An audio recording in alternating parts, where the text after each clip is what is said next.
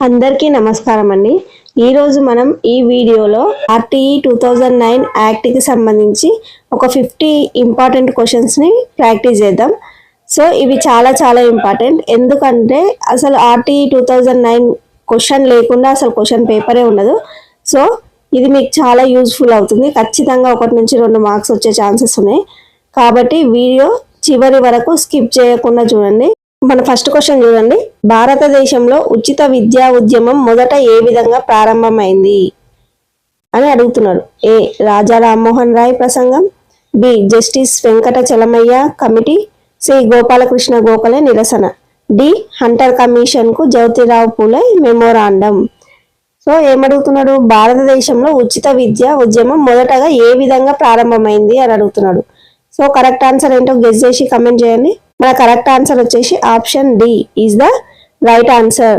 అంటే 1882లో జ్యోతిరావు పులే హంటర్ కమిషన్కి సమర్పించిన మెమోరాండం వల్లనే ఉచిత విద్యా ఉద్యమంకి మొదటి అడుగు ప్రారంభమైంది.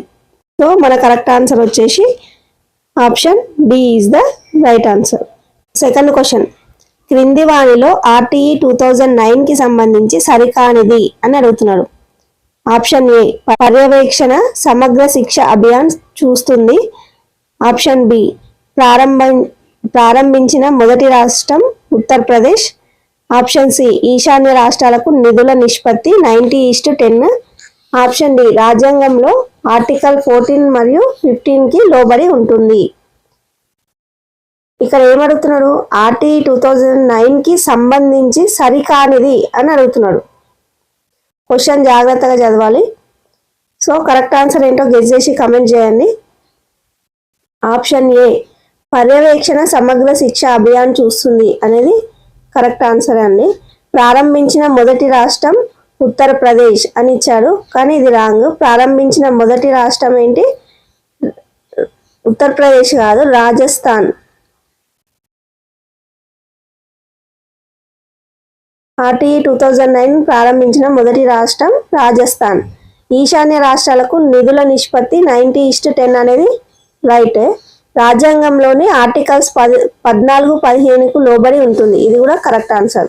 సో మనకు అడిగింది ఏంటి? సరికానిది అని అడుగుతున్నాడు. సరికానిది ఆప్షన్ బి, కాబట్టి option B is the right answer. Next question చూడండి. క్రింది వాణిలో సరైన ప్రవచనం ఏది? Option A. 25% రిజర్వేషన్ అవగాహన కార్యక్రమమే పొరుగు పాఠశాలలు. Option B. ప్రతి తరగతికి ఒక టీచర్, సబ్జెక్టుకి 2 టీచర్లు ఉండాలి. Option C. తెలంగాణ పాఠశాల పరిధిని 3 కిలోమీటర్లకు పెంచింది. Option D. విద్యార్థులు 100 దాటితే పూర్తికాల హెచ్ఎం ఉండాలి. ఇక్కడ ఏమడుగుతున్నాడు? సరైంది అడుగుతున్నాడు. సో 25% రిజర్వేషన్ అవగాహన కార్యక్రమమే పొరుగు పాఠశాలలు. ఇది రాంగ్. ప్రతి తరగతికి ఒక టీచర్, సబ్జెక్ట్కి 2 టీచర్స్ ఉండాలనేది రూల్ లేదండి. ప్రతి తరగతికి ఒక టీచర్, సబ్జెక్ట్కి ఒక టీచర్ అయితే ఖచ్చితంగా ఉండాలి. సో ఇది రాంగ్. తెలంగాణ పాఠశాల పరిధిని 3 కిలోమీటర్లకు పెంచింది. ఇది కూడా రాంగ్. విద్యార్థులు 100 దాటితే పూర్తికాల హెచ్ఎం ఉండాలి. ఇది రైట్ ఆన్సర్. విద్యార్థులు 100 మంది దాటితే ఖచ్చితంగా ఒక హెచ్ఎం ఉండాలనేది రైట్ ఆన్సర్. సో ఇందులో మన కరెక్ట్ ఆన్సర్ వచ్చేసి ఏంటి? Option D is the right answer. Next question చూడండి. క్రింది వాణిలో సరికాని ప్రవచనం ఏది అని అడుగుతున్నాడు.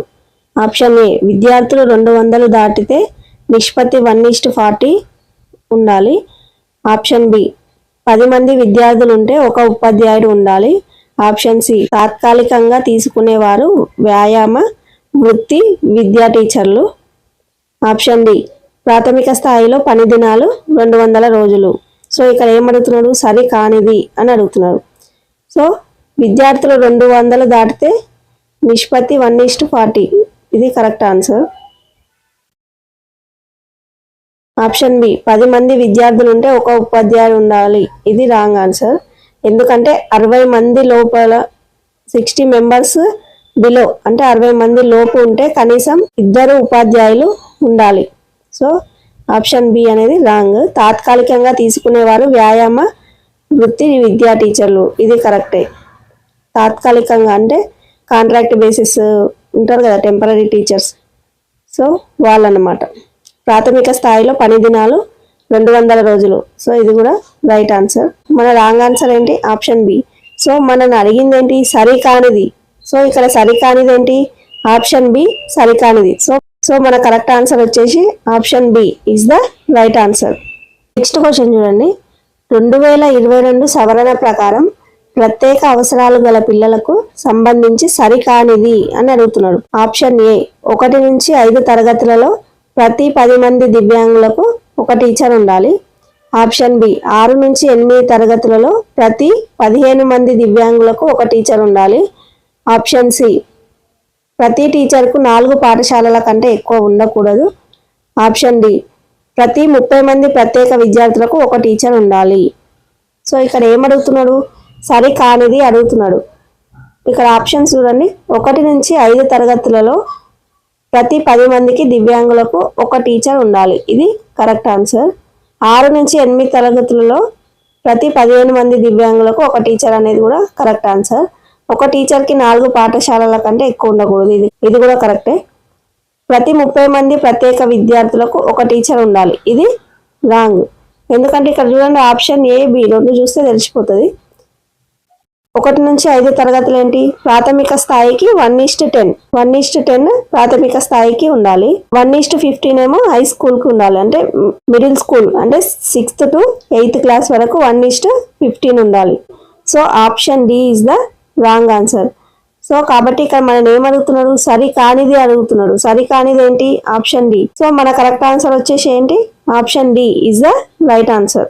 ఆర్టీఈ పెనాల్టీలకు సంబంధించి సరికానిది అని అడుగుతున్నాడు. సో ఆప్షన్ ఏ క్యాపిటేషన్ రుసుముకు 10 రెట్లు జరిమానా, ఎంపిక పరీక్ష నిర్వహిస్తే రెండవసారి 50,000 రూపాయల జరిమానా.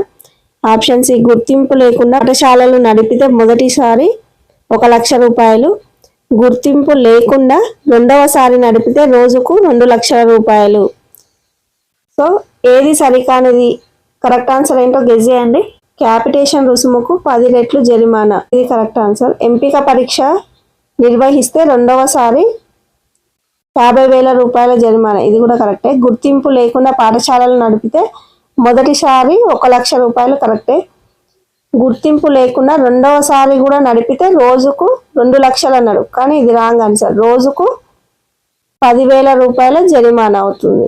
రోజుకు 10,000 రూపాయల జరిమానా విధిస్తారు. సో ఆప్షన్ డి అనేది రాంగ్. కాబట్టి మనం ఏమడుగుతున్నాడు? సరికానిది అడుగుతున్నాడు. సరికానిది అంటే ఏంటి? Option D is the right answer. Next question చూడండి. ఎస్ఎంసికి సంబంధించి సరికానిది ఏది అని అడుగుతున్నాడు. ఏ పదవీ కాలం 2 సంవత్సరాలు, బి మధ్యాహ్న భోజన అమలు పర్యవేక్షణ, సి వార్షిక ఆదాయ వ్యయ లెక్కలు సిద్ధపరచడం. ఆప్షన్ డి ఉపాధ్యాయుల జీతభత్యాలు సకాలంలో వచ్చేలా చూడడం. ఎస్ఎంసి అంటే school management committee. So school management committee యొక్క పదవీ కాలం ఎంత? 2 సంవత్సరాలు, ఇది రైట్ ఆన్సర్. మధ్యాహ్న భోజన అమలు పర్యవేక్షణ కూడా కరెక్టే. వార్షిక ఆదాయ వ్యయ లెక్కలు కూడా వీళ్ళే చూస్తారు. ఉపాధ్యాయుల జీతభత్యాలు అనేది రాంగ్ ఆన్సర్. ఉపాధ్యాయుల జీతభత్యాలు దేనికి సంబంధించింది? ప్రభుత్వ పరిధిలోనికి వస్తుంది అది. సో ప్రభుత్వం చూసుకుంటుంది, కాబట్టి ఇది రాంగ్ ఆన్సర్. సో మనం క్వశ్చన్ ఏమడిగినా? సరైనది అడిగినా సరికానిది అడిగినా? సరికానిది. కాబట్టి మన కరెక్ట్ ఆన్సర్ ఏంటి? కరెక్ట్ ఆన్సర్ వచ్చేసి option D is the right answer. Next question చూడండి. రాష్ట్ర సలహా మండలికి సంబంధించి సరికానిది అని అడుగుతున్నాడు. ప్రతి క్వశ్చన్లో సరికానిది అని అడుగుతున్నాడు. సో క్వశ్చన్ని కరెక్ట్గా 1కి 2 సార్లు చదవాలి. ఆప్షన్ ఏ సభ్యుల సంఖ్య 15. ఆప్షన్ బి 3 సంవత్సరాలకు ఒకసారి సమావేశం కావాలి. ఆప్షన్ సి 3 నెలలకు ఒకసారి సమావేశం కావాలి. ఆప్షన్ డి విద్యాశాఖ మంత్రి ex officio chairman. So options చూడండి. సభ్యుల సంఖ్య 15. రాష్ట్ర సలహా మండలికి సంబంధించి సభ్యుల సంఖ్య అనేది 15 ఉండాలి, ఇది కరెక్ట్ ఆన్సర్. 3 సంవత్సరాలకు ఒకసారి సమావేశం కావాలి, ఇది రాంగ్. 3 నెలలకు ఒకసారి సమావేశం కావాలనేది రైట్ ఆన్సర్. విద్యాశాఖ మంత్రి ఎక్స్ అఫీషియో చైర్పర్సన్, ఇది కూడా రైట్ ఆన్సర్. సో మనం ఏమడుగుతున్నాడు? సరికానిది అని అడుగుతున్నాడు. సరికానిది ఏంటి? Option B is the right answer. So మన కరెక్ట్ ఆన్సర్ వచ్చేసి option B is the right answer. Next question చూడండి. ఆర్టీఈ అమలు కాకపోవడానికి నిధుల కొరత, ఉపాధ్యాయుల కొరత కారణం అని విమర్శించిన విద్యావేత్త ఎవరు అని అడుగుతున్నారు. A Amartya Sen, B Vinod Raina, C Sarvepalli, D Shanti Sinha. So మన కరెక్ట్ ఆన్సర్ ఏంటి ఇక్కడ? Option B is the right answer, Vinod Raina. RTE అమలు కాకపోవడానికి నిధుల కొరత, ఉపాధ్యాయుల కొరత కారణం అని విమర్శించిన విద్యావేత్త ఎవరు? వినోద్ రైనా. నెక్స్ట్ క్వశ్చన్ చూడండి. Question number 10. ఏపీ ఆర్టీఈ నియమావళి 2010 ప్రకారం సరికానిది అని అడుగుతున్నారు. ప్రాథమిక పాఠశాల ఎస్ఎంసి సభ్యుల సంఖ్య 37, ప్రాథమికోన్నత పాఠశాల ఎస్ఎంసి సభ్యుల సంఖ్య 39, 6, 8, 9, 10 తరగతులకు వేరువేరు ఎస్ఎంసీలు ఉండాలి. ఆప్షన్ డి బలహీన వర్గాల వార్షిక ఆదాయ పరిమితి 75,000 రూపాయలు. సో ఇక్కడ మన రాంగ్ ఆన్సర్ ఏంటి? సరికానిది అని అడుగుతున్నారు. Option D is the right answer. ఎందుకంటే బలహీన వర్గాలంటే వార్షిక ఆదాయం 60,000 కంటే తక్కువ ఆదాయం గల తల్లిదండ్రుల పిల్లలు, వాళ్ళని బలహీన వర్గాలు అంటారు. So option D is the right answer. Next question చూడండి. ఆర్టీఈ చట్టంలో ఉన్న నిర్మాణం ఎంత? ఆప్షన్ ఏ 7 అధ్యాయాలు 38 సెక్షన్లు 1 షెడ్యూల్. ఆప్షన్ బి 6 అధ్యాయాలు 31 సెక్షన్లు 2 షెడ్యూళ్ళు. సి 8 అధ్యాయాలు 39 సెక్షన్లు 4 షెడ్యూళ్ళు. ఆప్షన్ డి 9 అధ్యాయాలు 37 సెక్షన్లు 6 షెడ్యూళ్ళు. సో ఇక్కడ మన కరెక్ట్ ఆన్సర్ ఏంటి? గెస్ చేసి కమెంట్ చేయండి. మన కరెక్ట్ ఆన్సర్ వచ్చేసి ఆప్షన్ ఏ 7 అధ్యాయాలు 38 సెక్షన్లు 1 షెడ్యూలు. నెక్స్ట్ క్వశ్చన్ చూడండి. ప్రైవేట్ పాఠశాలల 25% ఉచిత కోటాలో 5% సీట్లు ఎవరికి కేటాయిస్తారు అని అడుగుతున్నాడు. ఏ ఎస్సీ, ఎస్టీ, బీసీ, దివ్యాంగులు, అనాథలు, హెచ్ఐవి బాధితులు. సో కరెక్ట్ ఆన్సర్ ఏంటి? గెస్ చేయండి. Option D is the right answer. దివ్యాంగులు, అనాథలు, హెచ్ఐవి బాధితులకి ప్రైవేట్ పాఠశాలలో 25% ఉచిత కోటాలో 5% సీట్లు కేటాయిస్తారు. ప్రభుత్వ ఉపాధ్యాయులు ప్రైవేట్ ట్యూషన్లు చెప్పకూడదని తెలిపే సెక్షన్ ఏది అని అడుగుతున్నాడు. Option A section 26, section 27, section 29, section 28. Correct answer ఏంటో గెస్ చేసి కమెంట్ చేయండి. ప్రభుత్వ ఉపాధ్యాయులు ప్రైవేట్ ట్యూషన్లు చెప్పకూడదని తెలిపే సెక్షన్ ఏంటి? Option D is the right answer. Section 28 ప్రకారం ప్రభుత్వ ఉపాధ్యాయులు ప్రైవేట్ ట్యూషన్స్ చెప్పకూడదు. నెక్స్ట్ క్వశ్చన్ చూడండి. ఆర్టీఈ ప్రకారం కేంద్రీయ నవోదయ పాఠశాలలను ఏమంటారు? ఏ స్థానిక సంస్థలు, బి స్కూల్ మ్యాపింగ్ పాఠశాలలు, సి ప్రత్యేక పాఠశాలలు, డి ప్రత్యేక కేటగిరీ పాఠశాలలు. సో మన కరెక్ట్ ఆన్సర్ వచ్చేసి ఏంటి? Option D is the right answer, ప్రత్యేక కేటగిరీ పాఠశాలలు. ఆర్టీఈ ప్రకారం కేంద్రీయ నవోదయ పాఠశాలలను ప్రత్యేక కేటగిరీ పాఠశాలలు అంటారు. నెక్స్ట్ క్వశ్చన్ చూడండి. ఈసీసీఈని విస్తరించండి. ఈసీసీఈ ఫుల్ ఫామ్ అడుగుతున్నాడు. Early childhood care and evolution, early childhood critical and education, easy childhood critical and education, early childhood care and education. Correct answer ఏంటి? గెస్ చేసి కమెంట్ చేయండి. మన కరెక్ట్ ఆన్సర్ వచ్చేసి option D early childhood care and education is the right answer. Next question చూడండి. పాఠశాలలో ఏ అంశాలకి part time బోధకులను నియమించవచ్చు అని అడుగుతున్నారు. చిత్రకళ, వ్యాయామ విద్య, వృత్తి విద్య, పైవన్నీ అని అడుగుతున్నారు. కొన్ని స్కూల్స్లో, గవర్నమెంట్ స్కూల్స్లలో పార్ట్ టైం టీచర్స్ కూడా ఉంటారు. వాళ్ళు ఎలాంటి టీచర్స్ని నియమిస్తారు అని అడుగుతున్నాడు. చిత్రకళ అనేది కూడా కరెక్టే. వ్యాయామ విద్యకు సంబంధించి కూడా పార్ట్ టైం వాళ్ళు ఉంటారు. వృత్తి విద్యకు సంబంధించిన వాళ్ళు కూడా ఉంటారు. మన కరెక్ట్ ఆన్సర్ ఏంటి? Option D is the right answer, పైవన్నీ. నెక్స్ట్ క్వశ్చన్ చూడండి. స్థానిక ప్రభుత్వం యొక్క బాధ్యత కానిది ఏది అని అడుగుతున్నారు. పిల్లలు బడిలో చేరి విద్య పూర్తి చేసేలా చూడడం, మౌలిక సదుపాయాలు కల్పించడం, ప్రత్యేక శిక్షణ సౌకర్యాలను కల్పించకపోవడం, పాఠ్య ప్రణాళికను సిఫారసు చేయడం. సో ఇక్కడ ఏమడుగుతున్నాడు? బాధ్యత కానిది అని అడుగుతున్నాడు. పిల్లలు బడిలో చేరి విద్య పూర్తి చేసేలా చూడడం అనేది కరెక్టే. మౌలిక సదుపాయాలు కూడా కల్పించాల్సిందే. ప్రత్యేక శిక్షణ సౌకర్యాలను కల్పించకపోవడం అంటున్నాడు. సో ఇది రాంగ్ ఆన్సర్. పాఠ్య ప్రణాళిక సిఫారసు చేయడం, ఇది కూడా కరెక్టే. సో కరెక్ట్ ఆన్సర్ వచ్చేసి ఆప్షన్ సి. నెక్స్ట్ క్వశ్చన్ చూడండి. స్కూల్ మేనేజ్మెంట్ కమిటీ ఎస్ఎంసి విధులు ఏవి అని అడుగుతున్నాడు. ఏ బడి అభివృద్ధి ప్రణాళిక తయారీ, బడి పనితీరు పర్యవేక్షణ, నిధుల వినియోగ పర్యవేక్షణ పైవన్నీ అని అడుగుతున్నాడు. ఎస్ఎంసి అంటే స్కూల్ మేనేజ్మెంట్ కమిటీ. బడి అభివృద్ధి ప్రణాళిక తయారీ కరెక్టే. బడి పనితీరు పర్యవేక్షణ చేయాలి, నిధుల వినియోగ పర్యవేక్షణ కూడా చేయాలి. సో ఇవన్నీ విధులు ఎవరివి? ఎస్ఎంసివి. పైవన్నీ. సో మన కరెక్ట్ ఆన్సర్ ఏంటి? Option D is the right answer. Next question చూడండి. గ్రామీణ ప్రాంతంలో బలహీన వర్గాల పిల్లల వార్షిక ఆదాయ పరిమితి అని అడుగుతున్నాడు. ఏ 75,000 రూపాయల లోపు, బి 65,000 లోపు, సి 1,00,000 లోపు, డి 60,000 లోపు. ఇది ఆల్రెడీ ఇందాకనే డిస్కస్ చేసుకున్నాం మనం.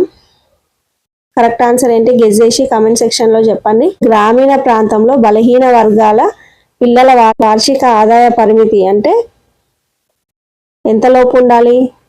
Option D is the right answer. 60,000 లోపు ఉంటే వాళ్ళని బలహీన వర్గాలు అంటారు. నెక్స్ట్ క్వశ్చన్ చూడండి. ఆర్టీఈ యాక్ట్ ఏ తేదీ నుండి దేశవ్యాప్తంగా అమలులోకి వచ్చింది అని అడుగుతున్నాడు. 2009 ఆగస్టు 26, 2010 ఏప్రిల్ 1, 2011 జనవరి 26, 2008 ఏప్రిల్ 1. సో కరెక్ట్ ఆన్సర్ ఏంటి? గెస్ చేయండి.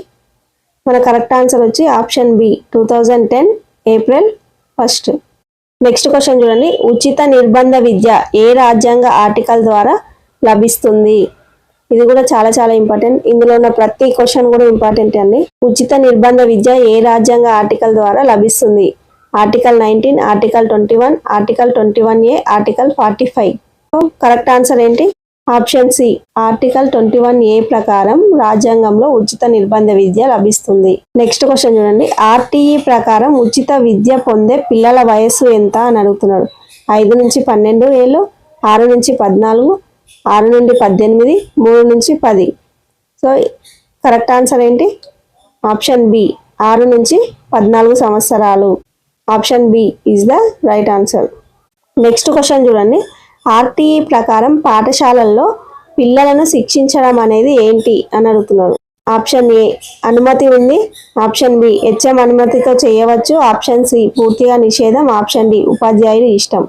కరెక్ట్ ఆన్సర్ ఏంటి? ఇక్కడ పిల్లలను శిక్షించడం అనేది పూర్తిగా నిషేధించడం జరిగింది. So option C is the right answer. ఇంతకు ముందు అయితే పిల్లలను శిక్షిస్తుండే, గోడ కుర్చీ లేపిస్తుండే, గుంజీలు తీయిస్తుండే, ఇలాంటి శిక్షలన్నీ వేస్తుండే. ఇప్పుడు మాత్రం శిక్ష వేయకూడదు కానీ చదువు రావాలి.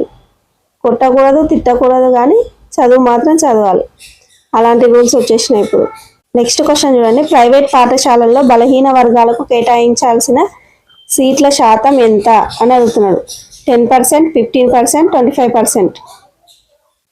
కరెక్ట్ ఆన్సర్ ఏంటి? గెస్ చేసి కమెంట్ చేయండి. ప్రైవేట్ పాఠశాలల్లో బలహీన వర్గాలకు కేటాయించిన సీట్ల శాతం ఎంత? Option D is the right answer. 25%. Next question చూడండి. నో డిటెన్షన్ పాలసీ ఏ తరగతుల వరకు వర్తిస్తుంది? ఆప్షన్ ఏ 1 నుంచి 5వ తరగతి, ఆప్షన్ బి 1 నుండి 8వ తరగతి, ఆప్షన్ సి 1 నుండి 10వ తరగతి, ఆప్షన్ డి 6 నుండి 8వ తరగతి. కరెక్ట్ ఆన్సర్ ఏంటి? నో డిటెన్షన్ పాలసీ 1 నుండి 8వ తరగతి వరకు వర్తిస్తుంది. అసలు నో డిటెన్షన్ పాలసీ అంటే ఏంటి? ఒక విద్యార్థి ఫెయిల్ అయినా కూడా అదే క్లాస్లో ఉంచకుండా నెక్స్ట్ క్లాస్కి ప్రమోట్ చేయడం, దాన్ని నో డిటెన్షన్ పాలసీ అంటారు. అది ఏ తరగతుల వరకు చేయొచ్చు అంటే 1 నుండి 8వ తరగతి వరకు చేయవచ్చు. So option B is the right answer.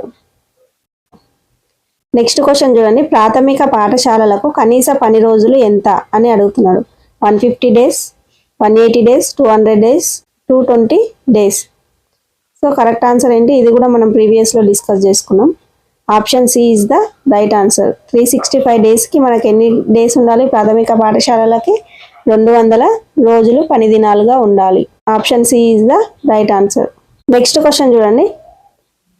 ప్రాథమిక స్థాయిలో 1 నుంచి 5వ తరగతి, ప్రాథమిక స్థాయి అంటే ఏంటి? 1 నుంచి 5వ తరగతి వరకు టీచర్ స్టూడెంట్ రేషియో ఎంత ఉండాలి? టీచర్ స్టూడెంట్ నిష్పత్తి ఎంత అని అడుగుతున్నాడు. 1:20, 1:30, 1:40, 1:50. కరెక్ట్ ఆన్సర్ ఏంటి? Option B is the right answer. 1:30 ఉండాలి.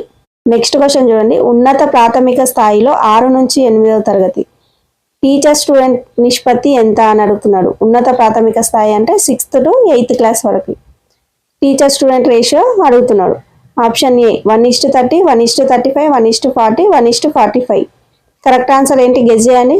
Option B is the right answer, 1:35. Next question చూడండి. ఎస్ఎంసి సభ్యులలో 75% మంది ఎవరు ఉండాలి? ఉపాధ్యాయుల, అధికారుల, తల్లిదండ్రులు లేదా సంరక్షకుల లేదా విద్యార్థుల. సో ఎస్ఎంసి అంటే స్కూల్ మేనేజ్మెంట్ కమిటీ సభ్యులలో 75% మంది ఎవరు ఉండాలి అని అడుగుతున్నారు. ఎవరు ఉండాలి? ఉపాధ్యాయుల, అధికారుల, తల్లిదండ్రుల, విద్యార్థుల. సో మన కరెక్ట్ ఆన్సర్ ఏంటి? ఆప్షన్ సి, 75% మంది పీపుల్స్ ఎవరు ఉండాలి? తల్లిదండ్రులు లేదంటే సంరక్షకులు ఉండాలి. నెక్స్ట్ క్వశ్చన్ చూడండి. ప్రాథమిక పాఠశాల ఎంత దూరంలో అందుబాటులో ఉండాలి? Option A 1 kilometre, 5 kilometres, 10 kilometres, 15 kilometres. RTE 2000 ప్రకారం ప్రాథమిక పాఠశాల అంటే ఎంత డిస్టెన్స్లో, మన ఇంటి నుంచి ఎంత డిస్టెన్స్లో ఉండాలి అని అడుగుతున్నారు. కరెక్ట్ ఆన్సర్ ఏంటి? Option A is the correct answer, 1 kilometres. ప్రాథమిక పాఠశాల అంటే 1 కిలోమీటర్ డిస్టెన్స్లో ఉండాలి. ఉన్నత ప్రాథమిక పాఠశాల అయితే 3 కిలోమీటర్ డిస్టెన్స్లో ఉండొచ్చు. నెక్స్ట్ క్వశ్చన్ చూడండి. ఆర్టీఈ చట్టంలో మొత్తం ఎన్ని షెడ్యూళ్ళు ఉన్నాయి? Option A 1, B 2, C 3, D 4. ఈ క్వశ్చన్ కూడా మనం ఇందాకనే డిస్కస్ చేసుకున్నాం, ప్రీవియస్ క్వశ్చన్లో డిస్కస్ చేసుకున్నాం. మొత్తం ఎన్ని షెడ్యూల్ ఉన్నాయండి? ఒక షెడ్యూల్ అంటే 7 అధ్యాయాలు,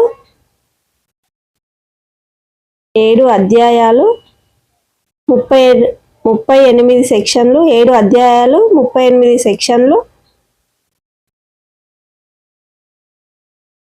38 సెక్షన్లు, ఒక షెడ్యూల్.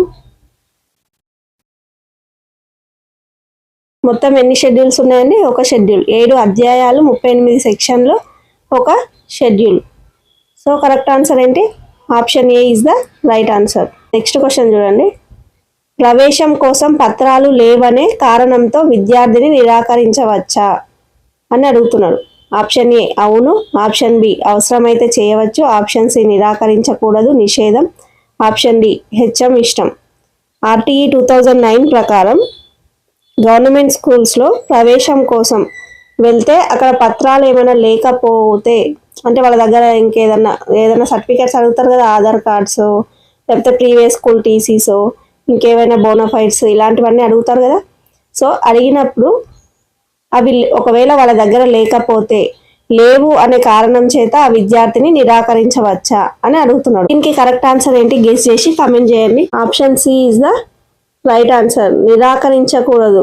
వాళ్ళ దగ్గర ఎలాంటి పత్రాలు లేకపోయినా, ఏం లేకపోయినా, అవి లేవు అనే కారణం చేత విద్యార్థిని నిరాకరించవద్దు, అంటే అడ్మిషన్ చేసుకోకుండా ఉండవద్దు. కాబట్టి ఎలాంటి సిచ్యువేషన్లో అయినా విద్యార్థిని జాయిన్ చేసుకోవాలి అని చెప్తున్నాడు.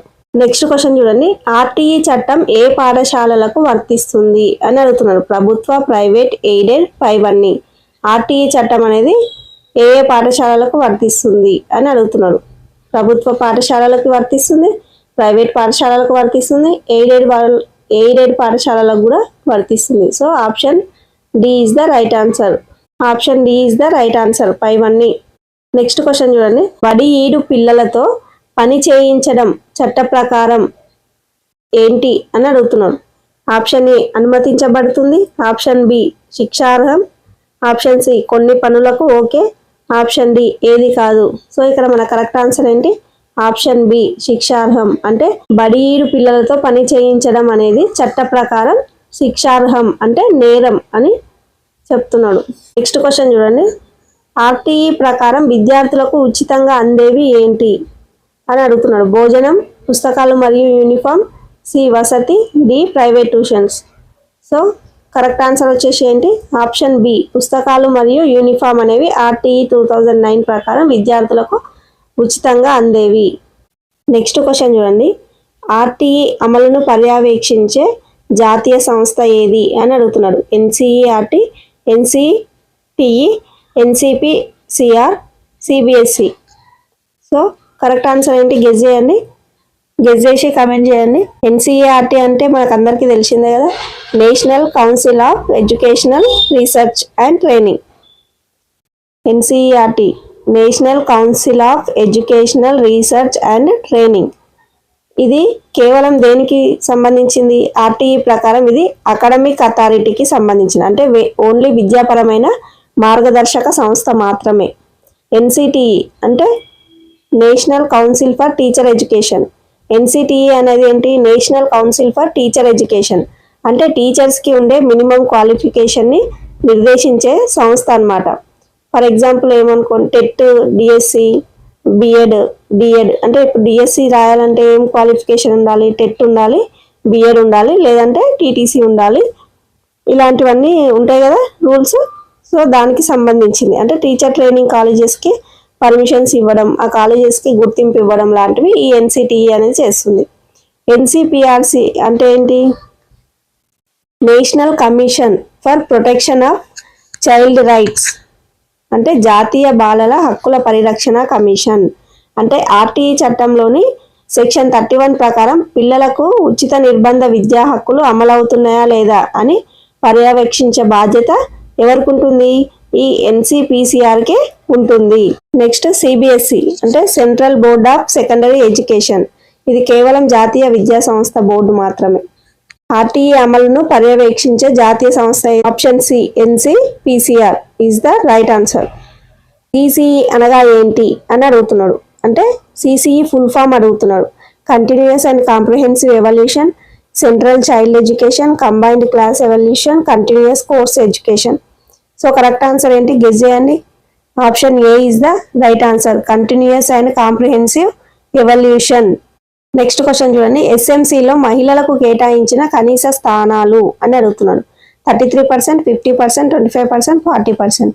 ఎస్ఎంసి అంటే స్కూల్ మేనేజ్మెంట్ కమిటీలో మహిళలకు కేటాయించిన కనీస స్థానాలు ఎన్ని? Option B is the right answer, 50% మహిళలకు కేటాయించారు. నెక్స్ట్ క్వశ్చన్ చూడండి.